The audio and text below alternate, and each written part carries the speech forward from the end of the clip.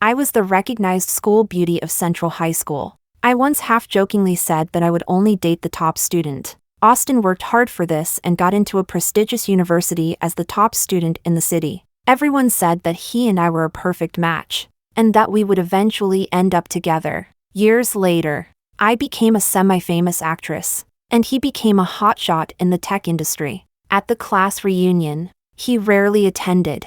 Our friends started teasing us, but he grabbed my wrist tightly and threatened, "Sophia, if you dare to trouble Ruby again, watch out!" He took away my awards and roles for her and forced me out. I stood by the sea for a long time and threw away the ring I had cherished for so long. Later, he rushed backstage with red eyes looking for me. "Sophie, now my company is #1 in the industry. Can you give me another chance?"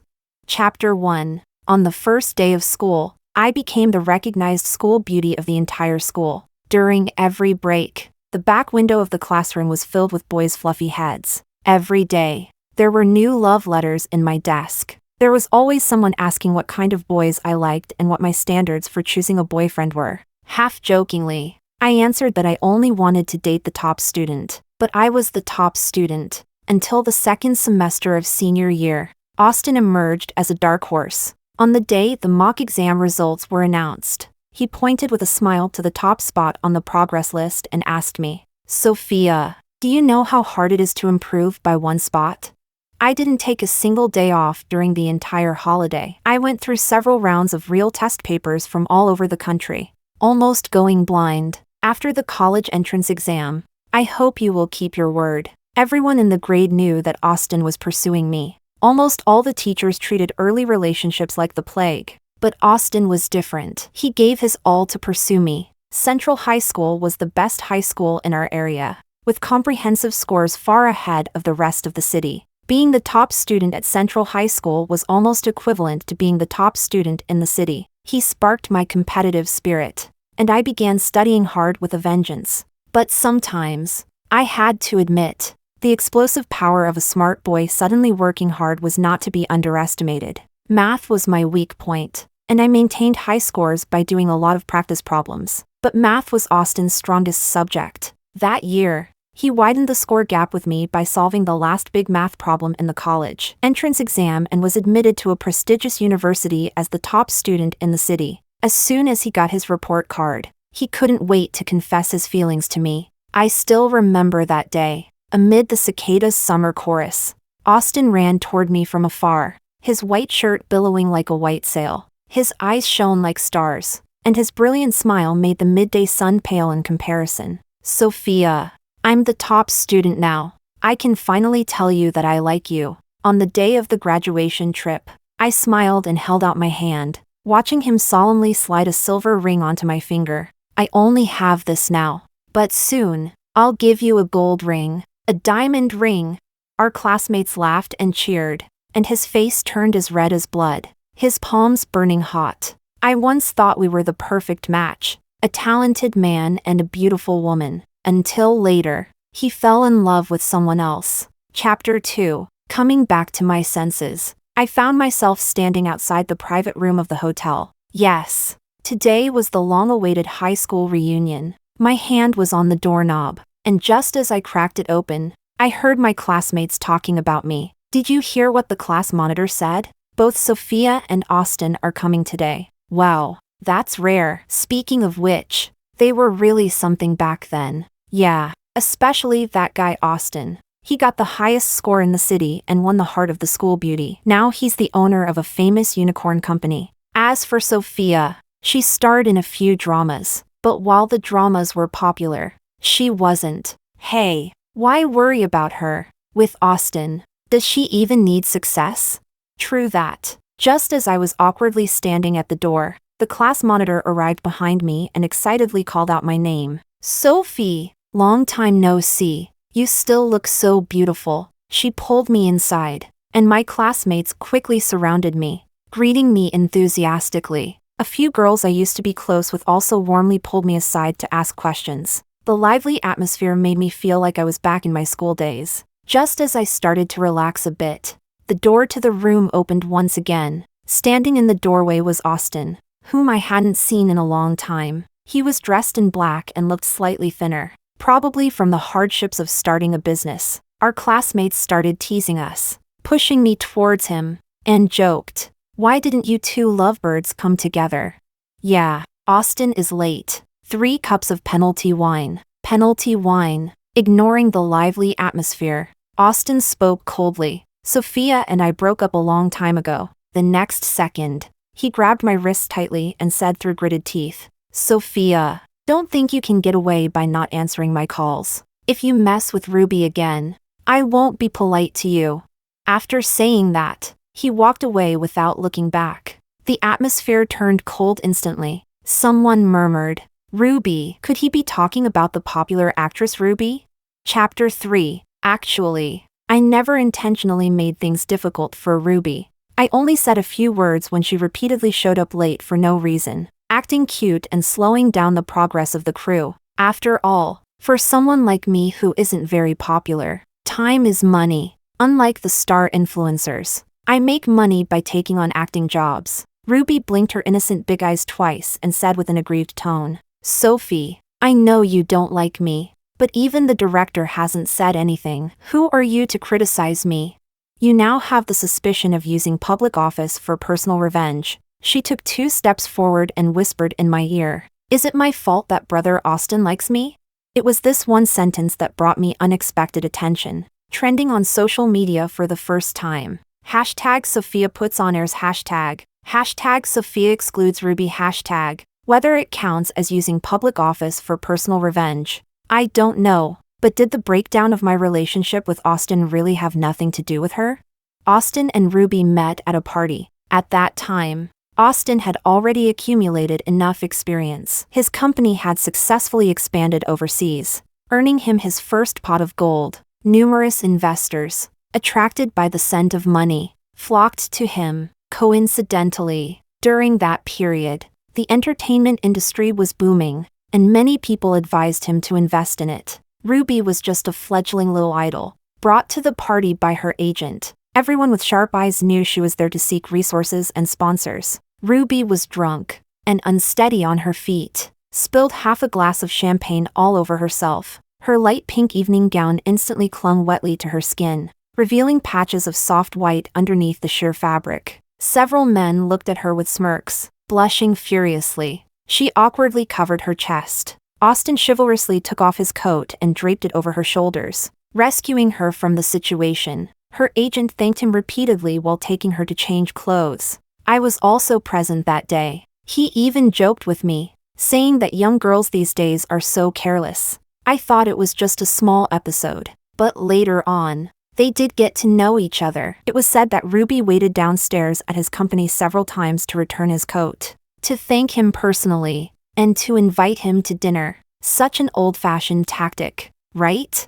But men love this kind of thing, and Austin, being a man, was no exception. He said Ruby was young and naive, and he couldn't understand how someone like her managed to survive in the entertainment industry. He also said Ruby, being an idol, was just a pretty face with no acting skills. But when it came time to cast the female lead for the movie he invested in, he chose Ruby without hesitation. I wasn't in a hurry to express my opinion, and instead, I quietly watched him for a long time. "You seem to enjoy mentioning her lately." He turned away, a bit guilty, and said, "I just think she's had a tough life, venturing out into the world early on. She's somewhat pitiful. She's not like you, professionally trained and always excellent. Plus, I think it's important to give newcomers a chance." Ruby was indeed a newcomer, but I hadn't debuted much earlier than she had. Such noble-sounding reasons. "We're both smart people." Were his words meant to insult his own intelligence or mine? I moved back to my own apartment that very night. He desperately apologized, sending flowers and gifts, insisting that I had misunderstood him. In senior year, he nearly sacrificed half his life studying hard for me. To know, fighting for the top score in the city during the college entrance exam was much harder than running a company. He considered it the highlight of his life. If it weren't for me, he wouldn't have achieved it. Recalling all those moments, my initially tense heart couldn't help but soften. I thought it would be good to take some time to calm down, not to be easily coaxed by him. Coincidentally, I was busy promoting my work, which I hoped to win the Best Newcomer award with. After working hard for over half a year, I put my heart into understanding my character, insisting on not using a stunt double, and several times, almost fainting from crying too much in character. I didn't chase fame. I only sought professional recognition. That day was very significant to me, but I never dreamed that it was on that very day that my life would start to spiral downward. On the day of the awards ceremony, Austin didn't come. The Best Newcomer award, which I was determined to win, ultimately went to Ruby. When the host announced her name, the audience was in an uproar. It seemed no one expected it. The cameraman even gave me a close-up shot. I watched my disheveled and shocked self on the big screen, then looked at Ruby in her luxurious dress, smiling as she accepted the trophy and kissed it. Finally, I couldn't control my tears, and they burst out like a flood. Chapter 4. I didn't want to hear Ruby's squeaky, childish voice delivering her acceptance speech. I just wanted to find out immediately what was going on.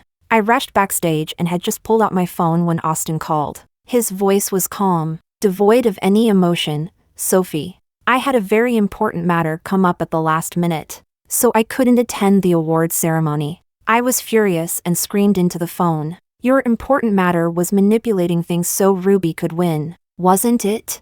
Austin, how could you?" He paused. "So you know everything. Ruby's mother is critically ill. She came to me pleading. She desperately wanted to achieve something to show her mother. Maybe if her mother felt a bit happier, her condition might improve. You have all the qualifications. You're just lacking a bit of luck. You still have plenty of opportunities." I didn't want to hear any more of his nonsense. I was losing my sanity, jumping up and down as I yelled, "What does her mother's illness have to do with me? What does it have to do with you? This trophy belongs to our entire team. Do you know how much effort we've put into this project?" He became annoyed. "Sophia, I told you. This time it's Ruby's turn. You'll have plenty of chances in the future. Don't you trust my abilities? Why are you being so heartless now?" My blood pressure skyrocketed. My temples throbbed painfully. The world twisted, and my head felt like it was about to explode. I couldn't help but curse, "Go to hell, you bastard." In a fit of panic and shortness of breath, I threw my phone, feeling like my vision was suddenly surrounded by a snowy white blur, with only a buzzing noise in my ears. How strange. Why did the world suddenly turn sideways? My eyelids were so heavy, and my chest felt like a huge stone was pressing down, making it hard to breathe. When I came to my senses again, a man was pressing his ear to my chest, sweating profusely with worry. He was checking my neck, pressing hard on my chest, and pinching my nose to give me mouth-to-mouth resuscitation. "Miss Sophie, can you hear me? The ambulance is on its way. Everyone, stay back. She needs fresh air." I wanted to say, "Please move away. My chest hurts from the pressure," but I couldn't make a sound. My eyes briefly opened for a few seconds before I was too exhausted to keep them open any longer. I'm so tired.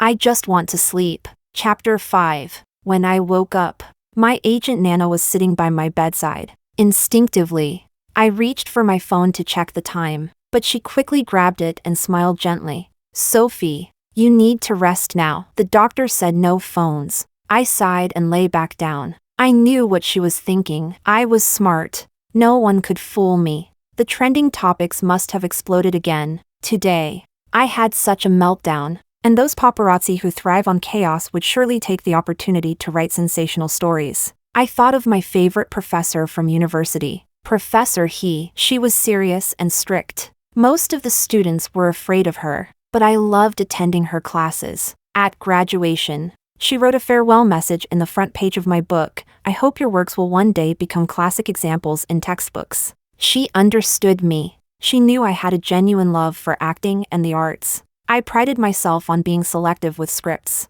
carefully honing my acting skills, and putting my heart into every role, never wasting time elsewhere. That's why I remained in a state where my performances were popular. But I wasn't. Ironically, the only 2 times I trended on social media were thanks to Ruby. Suddenly, I felt disillusioned with this industry. I wanted to quit. Nana mysteriously told me not to. saying there was a big surprise waiting for me. If I left now, I would surely regret it. Chapter 6. Austin and I tacitly agreed never to contact each other again. To be honest, I never expected him to be so busy yet still make time to attend a reunion. The reason I wanted to go to the reunion was simple, even a bit laughable. I just wanted to relive those memories of our youth through those old classmates. The years when we cried, laughed, and felt passionate. I remember when I applied for college. I chose a nationally renowned art academy, which happened to be in the same city as Austin. I had good looks and decent professional skills. And even before graduation, many production crews were reaching out to me. Austin was also outstanding as always. His projects frequently won awards in competitions, and he was soon selected by a major tech company. He celebrated my birthday by braving a blizzard in the capital, crossing half the city to bring me cake and gifts precisely at midnight. In the romantic candlelight, we kissed. I was so happy then, almost melting in his embrace. His kiss was tender and passionate. With my eyes closed, I silently made a wish. Sophia would be with Austin forever. But now, I know very clearly that those times are gone. That cheerful boy, that man who kissed me and told me I was the only treasure in the world, is gone and will never come back. The weather is clear, with the sky full of sunset glow. Today's sunrise was especially beautiful. I stood by the sea breeze, took off the ring I had cherished for years, and threw it away. Chapter 7. Ruby has become the representative figure of the new generation of starlets. She knows how to create topics and stay in the spotlight, handling every interview with ease and skillfully playing her cards. That innocent and clumsy persona she showed before was just an act. Who says she has poor acting skills? I always thought Austin was smart, but now I see it was my own blindness. When a reporter asked her how she felt about becoming a dark horse and winning the Best Newcomer award, she casually gave a polished answer, not missing the chance to take a jab at me. In fact, I stay pretty relaxed because true excellence doesn't need a trophy to prove it, but winning is a recognition of my abilities. And of course, I'm very happy. As for some people losing their balance over it and getting hospitalized, I think that's an immature reaction. Instead of trying to steal the spotlight, they should work on their acting skills. Always look for reasons within yourself. Have you really put in the effort? Why haven't you become popular? I went through entertainment news from a while ago. There were pictures of me yelling into my phone, and of me collapsing to the ground unconscious. Aside from a few who felt sorry for me, most were mocking and criticizing me. Big temper, small talent, fragile ego, can't handle not winning. She looks so ugly when she loses her temper. Aren't you all curious about who she was calling? Acting so arrogant? No wonder Nana didn't want me to see this. After fainting, I found out that I have a mild congenital heart defect. When I'm calm, I seem just like anyone else. But strong emotions can cause chest tightness and fainting. She was afraid of stressing my condition. But how long can I avoid it? Now, I'm undoubtedly the #1 blacklisted actress. I comforted myself, thinking even bad publicity is still publicity. Amidst the flood of insults, only one person with a verified profile picture stood up for me, fighting off the critics in the comments. The person looked familiar. I clicked on the profile. It was the man who saved me that day. His name is Noah, and he's also a newcomer actor. Chapter 8. Unexpectedly, I ran into Ruby again so soon. Clear Wind and Bright Moon was being adapted for the screen. This was the big surprise Nana had mentioned. I absolutely loved this script. I had been a huge fan of the original novel since its serialization. Every character in this book was vivid and full of life. During my school days, I followed each update closely, wrote countless long reviews, and spent my limited pocket money to support the author. Just to encourage quicker updates, I had cried my heart out holding the physical book on countless late nights. Upon hearing it would be adapted into a TV series, I excitedly told Nana that I would be willing to act in it even without pay. Nana predicted it would be a hit this year and used all her resources to secure a role for me. But Ruby landed the female lead, and I was cast as the supporting female character. Ruby arrived at the set every day in a nanny van, leaving right after her scenes were done, never staying a second longer. Sometimes, actors need to rehearse and practice their lines together, but she was always too lazy to cooperate. The ridiculous part was that since she was the lead actress funded by investors, no one would criticize her. One day, when it was my turn to act with her, she showed up late again. Filming summer scenes in winter was incredibly tough.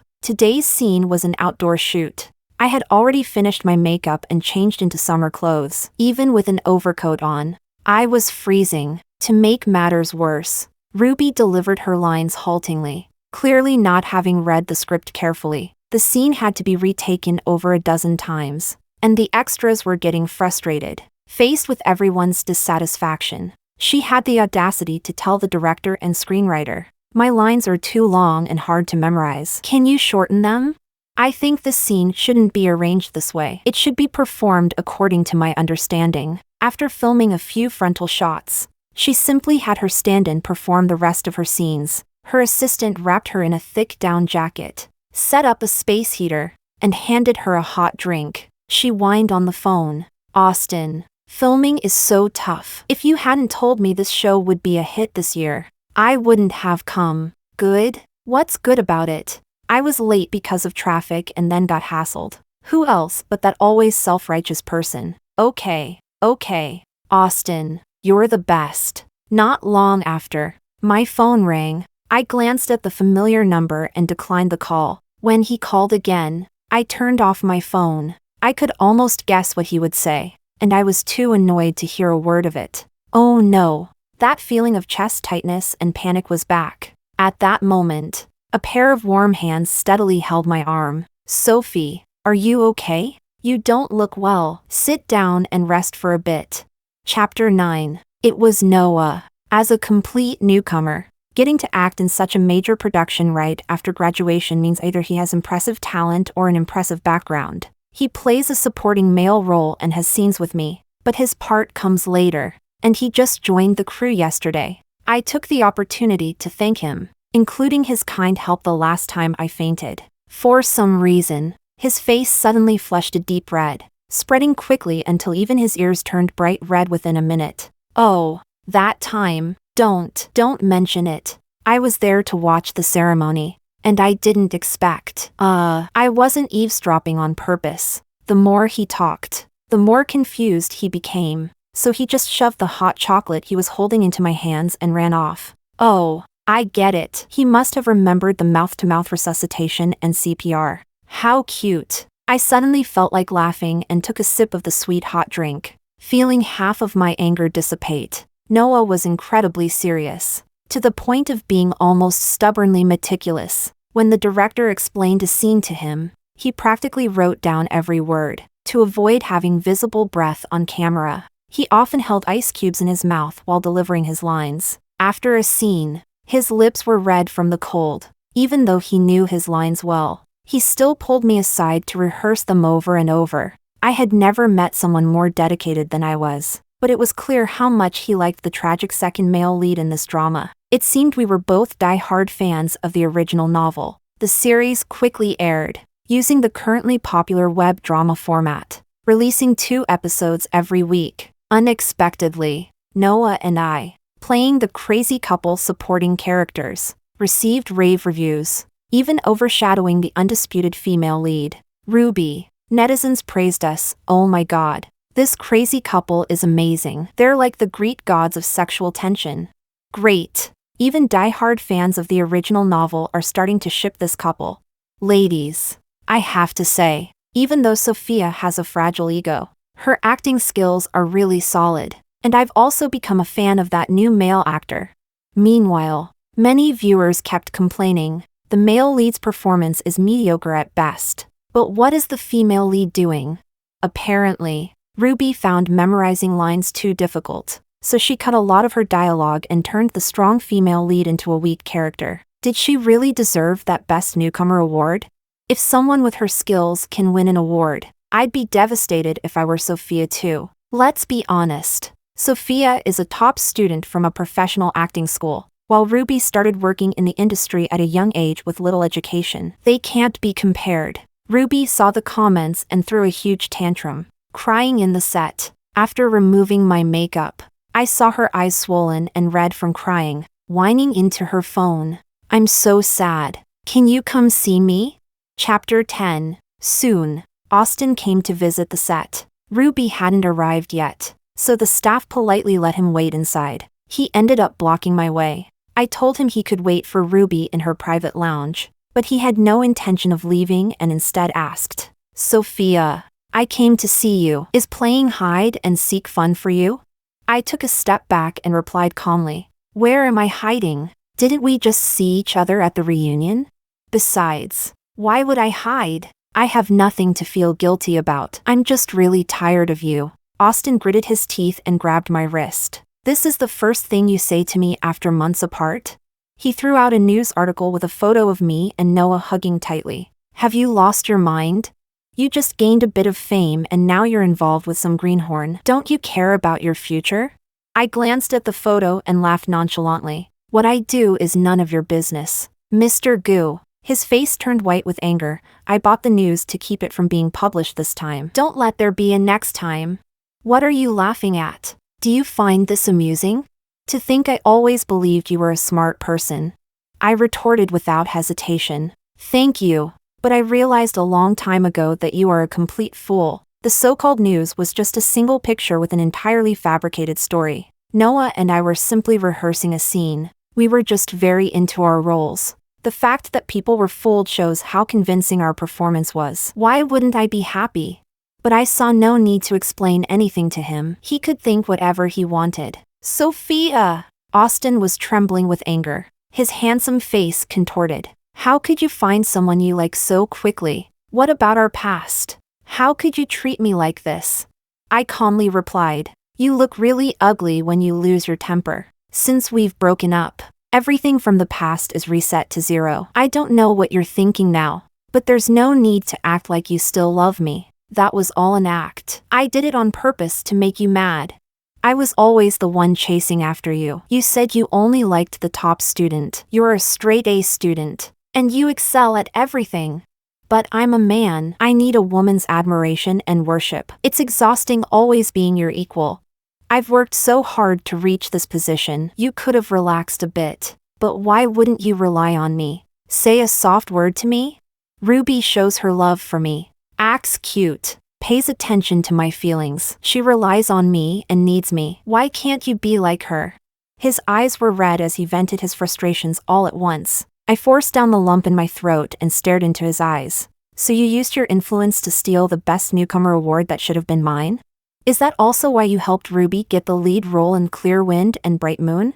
He gasped and took a step back, clearly not expecting my direct confrontation. He didn't know that the original author of Clear Wind and Bright Moon was my university mentor, Professor Lin. That's why I loved attending her classes. When I brought the book to her for a signature, she wrote a serious message in the front page. "I hope your works will one day become classic examples in textbooks." Back then, several production companies were already approaching her for the adaptation rights. I knew this work would be adapted into a TV series long before Austin did, but I refused to use any connections or ask anyone for help. I was confident that my passion for the original work and my deep understanding of the character would ensure I succeeded in the audition. What I didn't expect was that Austin, for such ridiculous reasons, would use his influence to forcefully give the lead role to Ruby. Chapter 11. I will never forget the day the director apologized to me. He said that as a director, his say is limited. However,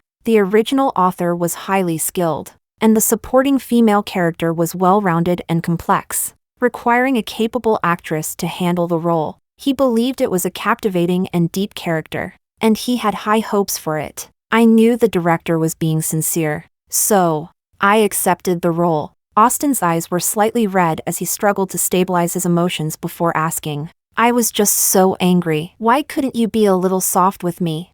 Do you hate me and Ruby now?" To be honest, when I saw Ruby blatantly transforming the heroine I cherished into something unrecognizable, I couldn't help but detest her. But towards Austin, I shook my head. "I don't even care enough to hate you. Hate is still a form of emotion. Seeing you now, I feel nothing." In that instant, something seemed to shatter in Austin's eyes. He pulled me into his arms forcefully. "All right, Sophie, be good. I know I was wrong. Let's not fight anymore. From now on, whatever role you want, I'll do my best to get it for you. My company is about to go public on NASDAQ. Would you like to join me for the bell ringing ceremony? You always liked being number one, right? My company is about to be the industry's top. Can we start over? I struggled desperately to break free from his grip. I don't. Before I could finish saying want to, a force pulled me away from Austin. Didn't you hear Sophie say she doesn't want to? Get lost!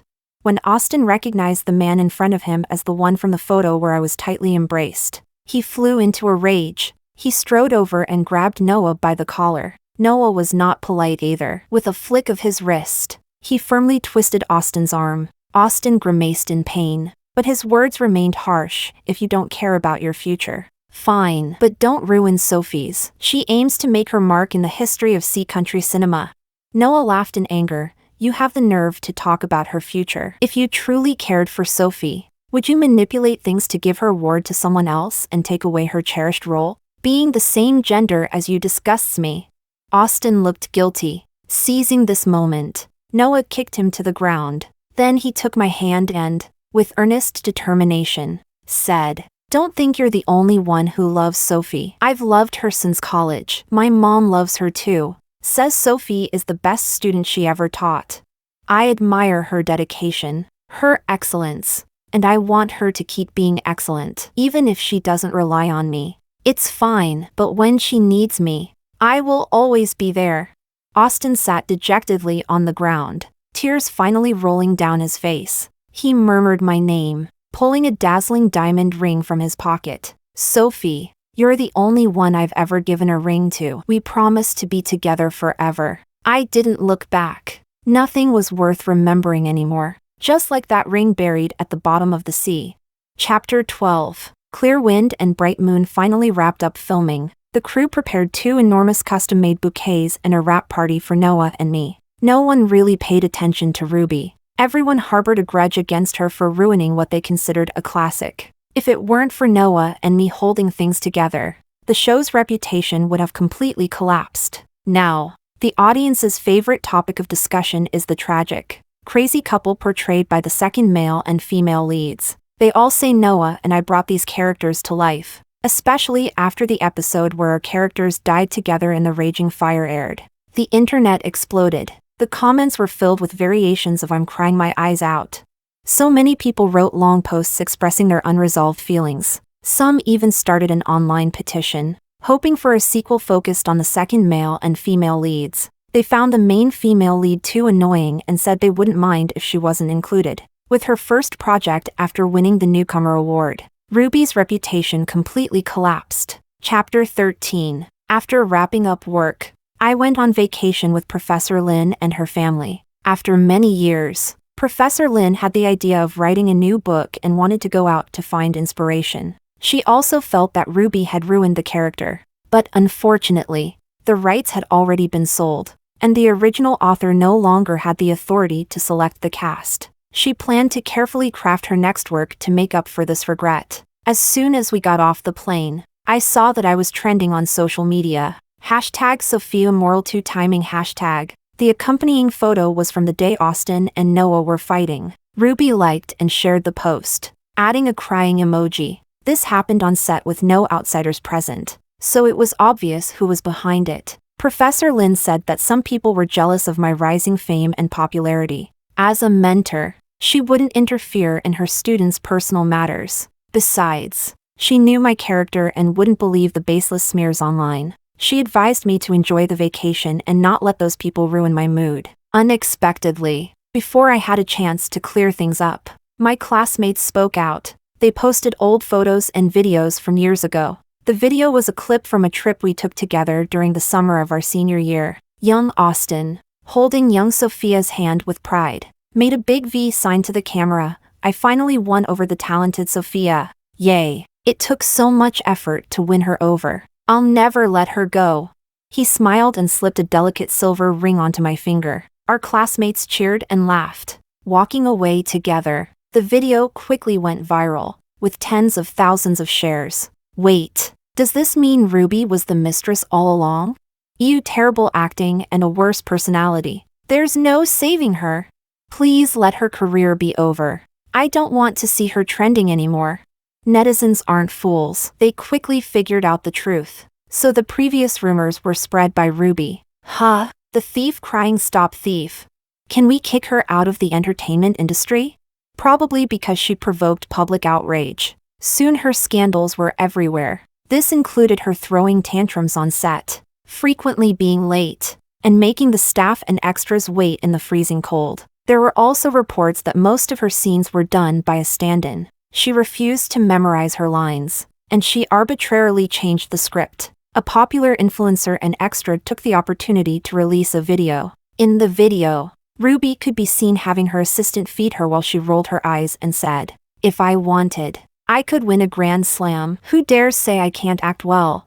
I think these audiences just don't deserve good entertainment. If her professional skills hadn't already collapsed. This time her reputation and public image were utterly destroyed. She had previously managed her image well and had secured many advertisements and endorsements for quick cash. The breach of contract penalties alone would be enough to ruin her. Chapter 14. When I returned to the company after my vacation, Nana quietly told me that Austin was hospitalized. Hospitalized? My first reaction was to wonder if he was trying to create buzz for himself since his company was about to go public. Nana lowered her voice. "It's really scary. The incident happened right outside your building." "What?" I immediately became tense. What happened?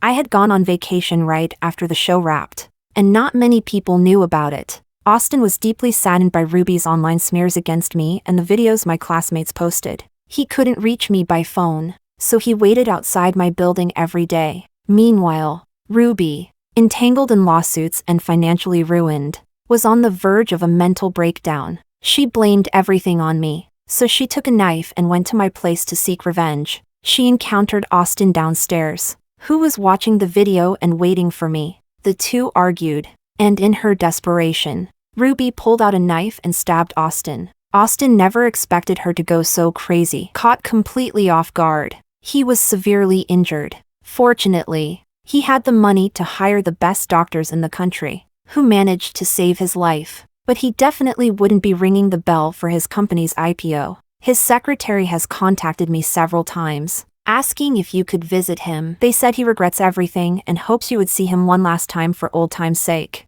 I waved my hand to interrupt her. Nana, you know my heart condition. I can't handle bloody scenes, and I don't want to do anything unnecessary. The memories of that summer are very distant. That boy who ran towards me, his white shirt billowing in the wind like a white sail. I have long since left the past behind, ready to set sail on my own.